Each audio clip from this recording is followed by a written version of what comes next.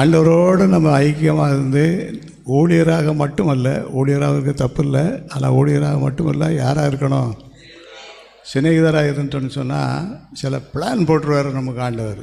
நம்ம போட்ட பிளான்லாம் எடுத்து ஒடி வச்சுட்டு இப்போ ஒரு பிளான் போடுவார் பாருங்க. 2வது வசனத்தில், முதல் வசனத்தில் 6 நாளைக்கு பின்பு இயேசு பேதுருவையும் யாக்கோபையும் அவருடைய சகோதரன் யோவானையும் கூட்டிக் கொண்டு, வாங்கப்பா நம்ம எல்லோரும் போகிறோம். அந்த 9 பேர் அங்கே இருக்கட்டும், 9 பேர் அங்கே என்ன செய்யட்டும், இருக்கட்டும். நீங்கள் 3 பேர் என்ன செய்யுங்க, வாங்க, உங்களுக்கு நான் ஒரு விசேஷம் வச்சுருக்கேன். அல்லேலூயா. அந்த விசேஷம் தான் நமக்கு இன்றைக்கி ஆண்டவர் வச்சுருக்கிறாரு. 2வது வசனம், உயர்ந்த மலை கூட்டு போய் அவருக்கு முன்பாக மர்வமானார்.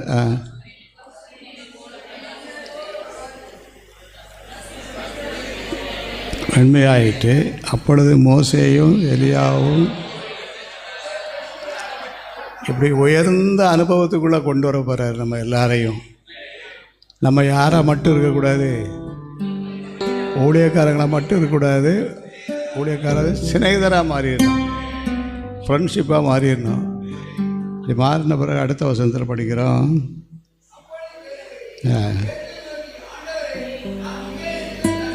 பேதுருவுக்கு பயங்கர ஆர்வம். அது எல்லாத்துலேயுமே ஆர்வமாக தான் இருப்பார், இதில் ரொம்ப ஆர்வமாக இருப்பார். இருந்து அவர் என்ன சொல்கிறாராம் பாருங்கள். அப்பொழுது பேதுரு இயேசுவை நோக்கி,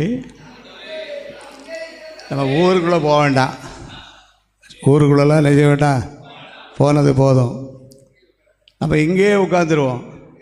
இங்கே உட்காந்துட்டோம்னா எப்படி இருக்குது பாருங்கள். உமக்கு ஒரு கூடாரம்,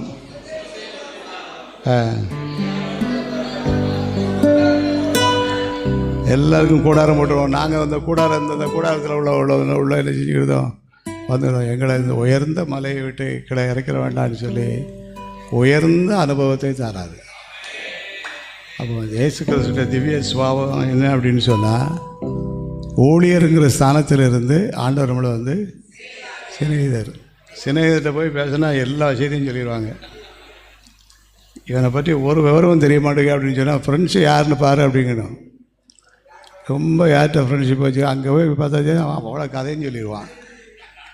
அதே மாதிரி நம்ம ஐக்கியம் யாரோட இருக்கட்டும். இயேசு கிறிஸ்து திவ்ய சுபாவம் என்னன்னு சொன்னால், அவர் நம்ம ஊழியராக மட்டுமல்ல, யாருக்கெல்லாம் இந்த ஆசை இருக்குது, ஐயா எங்களை மாற்றி கொண்டு போயிருங்க ஆண்டவரே,